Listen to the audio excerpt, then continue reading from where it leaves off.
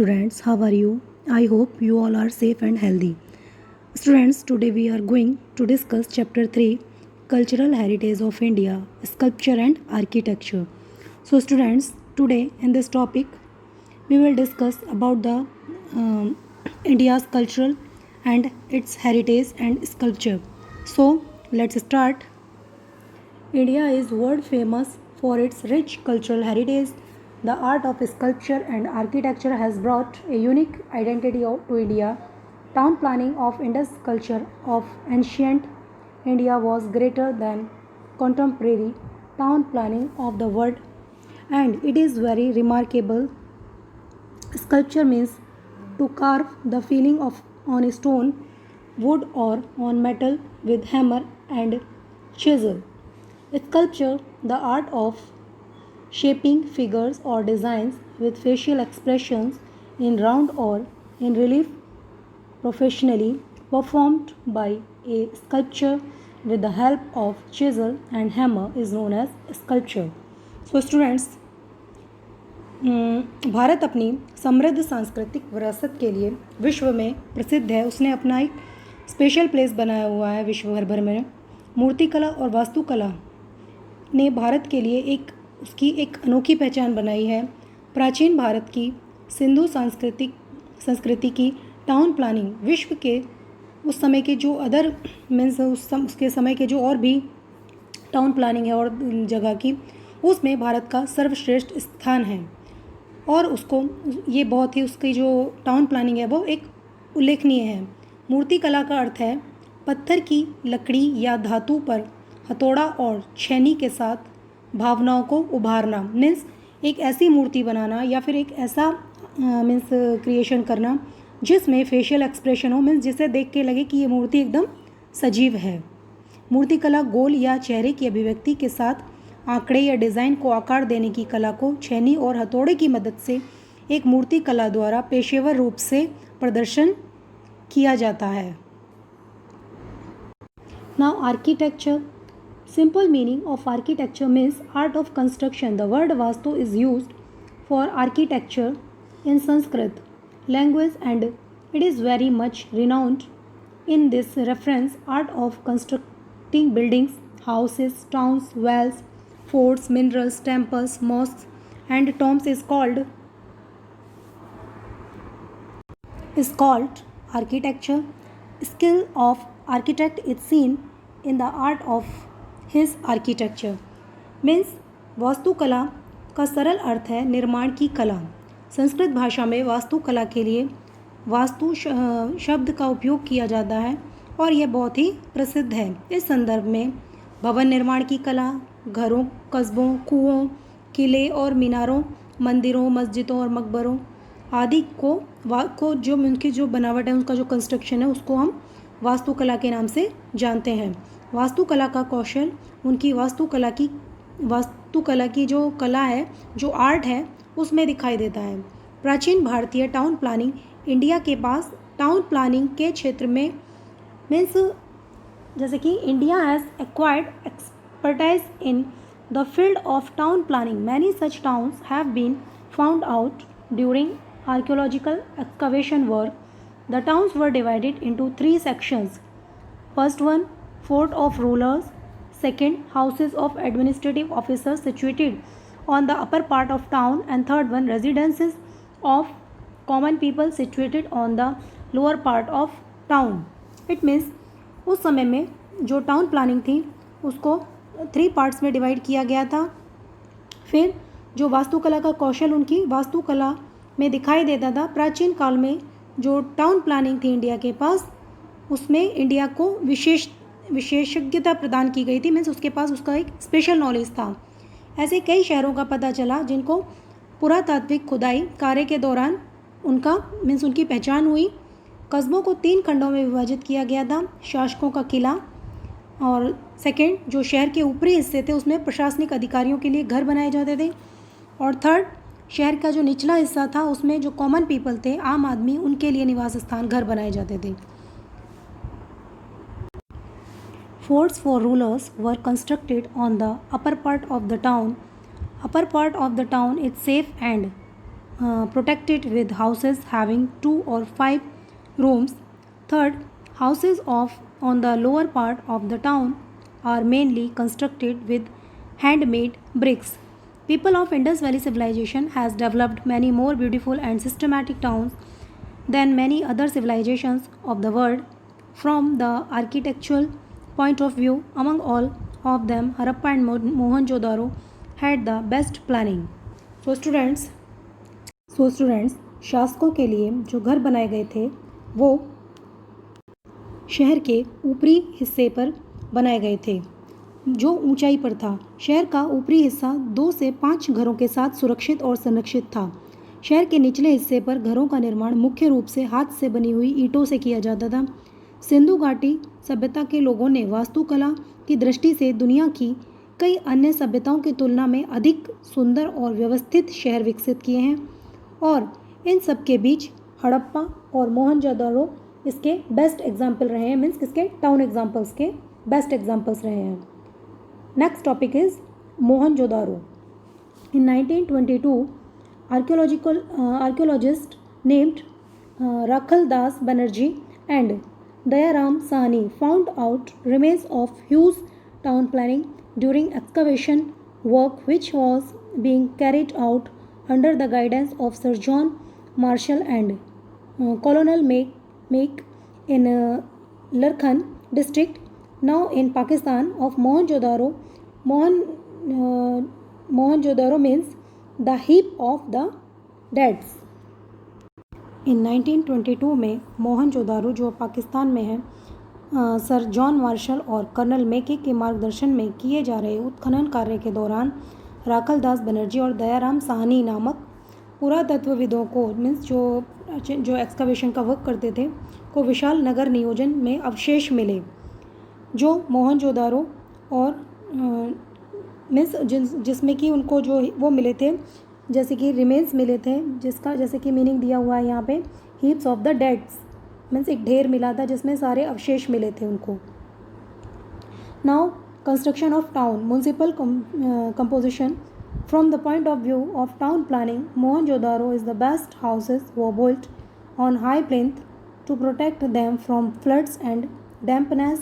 The houses of the rich people were double storied having 5 to 7 rooms while those of poor people were single storied having 2 3 rooms. The town was fortified. The main entrance of the houses opened on the side lanes and not on the main roads. Remains of storehouse, kitchens and bathrooms were found in every house. There was a proper arrangement of doors and windows to keep the houses airy and ventilated. So शहर की जो योजना के अगर उसका देखा जाए कि कंस्ट्रक्शन के अकॉर्डिंग जो टाउन का कंस्ट्रक्शन था उसमें शहर को बाढ़ और नमी से बचाने के लिए उच्च प्लिंथ पर उसकी स्थापना रचना की गई और उसमें जो रिच पीपल थे उनके लिए 5 से 7 रूम्स तक के कमरे बनाए गए थे उस घर में और जो बेचारे और उसका जो डबल स्टोरेड हाउसेस थे इनके लिए जो रिच पीपल थे और जो बेचारे पुअर पीपल्स थे उनके लिए 1 और 2 रूम्स वाले सिंगल स्टोरेड हाउसेस बनाए गए थे। दूसरी सुरक्षा की दृष्टि से जो टाउन था उसको फोर्टिफाइड किया था और जो इसका मेन एंट्रेंस था उसको साइड लेन में नहीं बल्कि जो मुख्य सड़कें थी उन पर खोला गया था और इसमें जो हर घर में स्टोर हाउसेस किचन और बाथरूम के भी अवशेष पाए गए। घरों को हवादार और वेंटिलेटेड रखने के लिए दरवाजे व खिड़कियों की भी उचित व्यवस्था की गई। Now roads are the main features of this town planning. The roads were 9.75 meters wide. The small link roads crossed the major ones at right angles. The roads were wide enough for a number of vehicles to pass at a time. Pits on the roadside suggest that there might have been lamp posts. Roads of town were straight main roads without any turns. This is considered to be a speciality of ancient time. There were 2 main roads. One was going from north to south and other was going from east to west. Both crossed each other on at right angle. सड़कें इस नगर के नियोजन की मुख्य विशेषताएं थीं। सड़कें इस नगर के नियोजन की मुख्य विशेषताएं थीं। सड़कें 9.75 मीटर चौड़ी थीं। छोटी लिंक सड़कें प्रमुख लोगों को समकोण पर पार कराती थी। एक समय में कई वाहन गुजरने की व्यवस्था थी और सड़कें काफ़ी चौड़ी भी थीं। सड़कों के किनारे के गड्ढों से पता चलता था कि वहाँ दीपक पोस्ट रहे होंगे। शहर की जो सड़कें थीं बिना किसी मोड़ के सीधी मुख्य सड़कें थीं, मीन्स उसमें ज़्यादा मोड़ तोड़ टर्न नहीं थे। ये प्राचीन समय की विशेषता मानी जाती थी। दो मुख्य सड़कें थीं। एक दल दक्षिण से जा रहा था और दूसरा पूर्व से पश्चिम जा रहा था। दोनों ने समकोण पर एक दूसरे को पार किया। Third one, drainage system. Drainage system is a unique feature of this town planning. Such a drainage system was found nowhere except the in islands of Crete in the Mediterranean Sea. This system was built to drain dirty water out from the town. Each and every house had a spit and the plant systematic and efficient drainage system clearly proves that they were very careful about their health and hygiene. Fourth, public baths. A huge bath was excavated at Mohenjo-daro. There was an arrangement to put fresh water in the dirty water out. There might have been facility for hot water and small rooms for changing the clothes. These public baths might have been used on festivals and religious ceremonies. So students, जैसे कि drainage system इस town planning की एक मुख्य विशेषता थी। भूमध्य सागर के क्रेते के द्वीप को छोड़कर ऐसी जल निकासी में जल का जो इनका सीवर सिस्टम है उसका जो प्रणाली ऐसी कहीं नहीं देखी गई। इस प्रणाली को शहर के से गंदे पानी को बाहर निकालने के लिए बनाया गया था। प्रत्येक घर में एक सेस्पिट था। यह योजनाबद्ध और व्यवस्थित और शानदार जल निकासी प्रणाली का स्पष्ट रूप से इसको प्रूव करता है कि वे अपने स्वास्थ्य और स्वच्छता के बारे में बहुत ही सावधान थे। नौ सार्वजनिक स्नानघर। मोहनजोदारो में एक विशाल स्नानघर की खुदाई की गई थी। ताज़े पानी और गंदे पानी को बाहर निकालने की व्यवस्था भी थी। कपड़े बदलने के लिए गर्म पानी और छोटे कमरों की व्यवस्था भी की गई थी। ये सार्वजनिक स्नान घर त्योहारों और धार्मिक समारोहों पर ही इस्तेमाल किए जाते थे। Next one is public buildings. The ruins of two huge buildings have been found at Mohenjo-daro. They might have been used as a town hall or as a theatre or an administrative officer or a granary. The barrack of such buildings was also found out. This must have been used to accommodate soldiers. Means जो सार्वजनिक भवन थे मोहनजोदारो में दो विशाल भवनों के अवशेष भी मिले हैं। जैसे कि हम हॉल बना देते हैं ना कॉमन किसी जैसे कोई मीटिंग वगैरह या कोई कॉन्फ्रेंस के पर्पज़ से, उनका उपयोग टाउन हॉल के रूप में किया जाता था। थिएटर या प्रशासनिक कार्यालय या ग्रेनरी के रूप में भी किया जा सकता था तथा इसका प्रयोग सैनिकों के निवास स्थान बनाने के लिए भी किया जाता था। Now Harappa. In 1921, under the leadership of Sir John Marshall and Colonel Mike Dayaram Sahni, discovered very ancient remains of Indian civilization from Montgomery in Punjab district near Harappa. The remains of Indus Valley civilization were found from Raipur in Himalayan region, Alamgirpur at Meerut in Uttar Pradesh, Kalibangan in Rajasthan, Lothal at Dholka in Gujarat, Deshalpur, Sikarpur in Kutch, Dholaviram, Rangapur near Limdi in Saurashtra, Srinathgarh, Rosadi near Gondal, Kuntasi near Morbi and Somnath etc. So students, इन 1921 में sir John Marshall और colonial मीके के leadership में दयाराम साहनी ने जो ancient remains थे Indus valley civilisation के, वो उसके रिमेन्स को सर्च किया, डिस्कवर किया, जिसको ये बहुत सारे ऐसे प्लेसेस थे जैसे कि Montgomery from Punjab district near Harappa. इसके रिमेन्स इंडस वैली सिविलाइजेशंस के जो सबसे पहले पाए गए थे वो हिमालय रीजन, जो रापर हिमालय रीजन, फिर इसके अलावा आलमगीरपुर मेरठ में जो उत्तर प्रदेश में है, फिर Kalibangan Rajasthan, Lothal and Dholka Gujarat, Desalpur Shikarpur in Kutch, then Dholavira Rangpur near Limbdi in Saurashtra, Srinathgarh near Gondal और ये Kuntasi near Morbi and Somnath etcetera. The region of Sapta Sindhu river is a region of our Indian culture. The culture which developed here is known as Indus Valley Civilization. Its remains were found first of all from Harappa. That is why it is known as Harappa Civilization. Copper and stone weapons and many other things were found from this region. That is why it is also known as Copper Stone Age. Town planning of Harappa Civilization was very systematic. Its granaries and forts were remarkable. People of that age were fond of wearing ornaments and such remains have been found. Indus valley civilisation का जो क्षेत्र है वो Indian culture का ही क्षेत्र है। जो culture यहाँ पर डेवलप हुआ है उसे इंडस वैली सिविलाइजेशन के नाम से ही जाना गया है। इसके जो रिमेन्स हैं वो सबसे पहले हड़प्पा से ही मिले हैं, इसीलिए इसको जो ये सिविलाइजेशन थी यहाँ की, इसको हड़प्पा सिविलाइजेशन के नाम से जाना गया। इसके अलावा यहाँ पे कॉपर और स्टोन के वेपन बनाए गए, मीन्स उनके जो रिमेन्स यहाँ पे पाए गए। Other things were also found here in this region, that is why it is known as copper stone age, क्योंकि यहाँ पे कॉपर के और स्टोन्स से बने हुए वेपन्स मिले थे और अदर थिंग्स भी मिली थी, इसलिए इसको कॉपर स्टोन के एज से ही एज के नाम से ही जाना गया।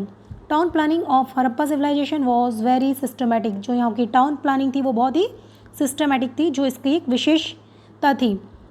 इसके अलावा यहाँ के जो फोर्ट्स थे वो भी रिमार्केबल हैं। यहाँ के जो पीपल्स थे इस यूज एज के, वो मीन्स ऑर्नामेंट्स पहनने के, ज्वेलरी पहनने के बहुत ही शौकीन थे। इसके रिमेन्स भी यहाँ पर पाए गए हैं। Now Dholavira, a huge and systematic ancient town contemporary to Harappa civilization has been found 2 kilometers away from Dholavira village at Khadirwet in vast desert of Bhachu Taluka, which is about 140 kilometers away from Bhuj. Archaeological Department of Gujarat surveyed this heap of ruins. After this, officer of Archaeological Survey of India had undertaken the research work in 1990. AD special task of excavation was carried out under the guidance of Ravindra Singh. Based the remains of Dholavira places and main walls of town were painted with white color. Such fortified walls encircling town suggest strong security. This wall is made up of clay, stone and bricks. Potable water was available here as well as a proper system of water purification was set up here, which is not made available to all even in modern age. Students, Dholavira Bhachau taluka के विशाल रेगिस्तान में, जो कि लगभग 140 kilometre है, खादिरबेट में धोलावीरा गांव से 2 किलोमीटर दूर हड़प्पा सभ्यता के समकालीन एक विशाल और व्यवस्थित प्राचीन शहर है। भुज से दूर गुजरात के पुरातत्व विभाग ने खंडरों के इस ढेर का सर्वेक्षण किया। इसके बाद भारतीय पुरातत्व सर्वेक्षण के जो अधिकारी थे उन्होंने 1990 में रिसर्च वर्क किया था। रविंद्र सिंह बिष्ट के सुपरविज़न में उत्खनन का जो विशेष कार्य किया गया था। धोलावीरा महल और शहर की जो मुख्य दीवारों पर बने रंगों को सफ़ेद रंग से रंगा गया। शहर को घेरने वाली ऐसी किलेबंदी मीन्स दीवारें से उसे मजबूत और सुरक्षित किए करने का सुझाव देती है। यह दीवारें मिट्टी, पत्थर और ईंटों से बनी गई थी जो सफ़ेद रंग की थी। यहाँ पे पीने योग्य पानी की भी अच्छी व्यवस्था थी।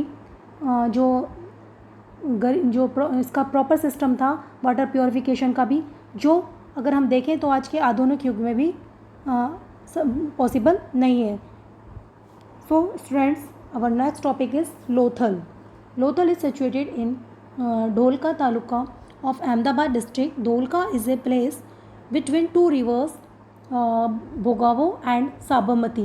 It is 18 km far from Bay of Khambat, from where 3 layers of human habitat were found. A huge dockyard was constructed to facilitate ships in the time of high tides at the lower eastern part of the town, and this is a unique feature of Lothal. Such dockyard, storage shops, etc. show the proof of exports and imports. This suggests that Lothal might be a rich and prosperous port of India. This is a matter of great pride not only for Gujarat but also for history of India. जो लोथल है हमारा, वो Ahmedabad district की ढोलका तालुका में situated है। और ये जो हमारा Dholka is a place between two reverse, जो ढोलका है वो 2 रिवर्स के बीच का प्लेस है, जो वो 2 रिवर्स भोगावो और साबरमती हैं। और ये मीन्स जो खंबात की खाड़ी है उससे लगभग 18 किलोमीटर दूर है, जहाँ से ह्यूमन हैबिटेट की 3 लेयर्स भी पाई जाती हैं। दूसरा, यहाँ पर ये जो शहर के निचले पूर्व भाग में उच्च ज्वार के समय में जहाज़ों की सुविधा के लिए एक विशाल डॉकयार्ड का निर्माण किया गया है, और यह लोथल की एक अनूठी विशेषता है। इस तरह के डॉकयार्ड भंडारण की दुकानें आदि निर्यात और आयात के प्रमाण यहाँ पर दिखाई देते हैं। इससे पता चलता है कि लोथल भारत के एक समृद्ध बंदरगाह भी हो सकता है। यह न केवल गुजरात के लिए बल्कि समस्त भारतवर्ष के इतिहास के लिए एक बहुत ही गर्व की बात है। सो स्टूडेंट्स, आज का हमारा ये टॉपिक हम यहीं पे क्लोज करते हैं। नेक्स्ट वीडियो में नेक्स्ट टॉपिक के साथ फिर से मिलेंगे। तब तक के लिए गुड बाय। घर पे रहिए, स्टे सेफ।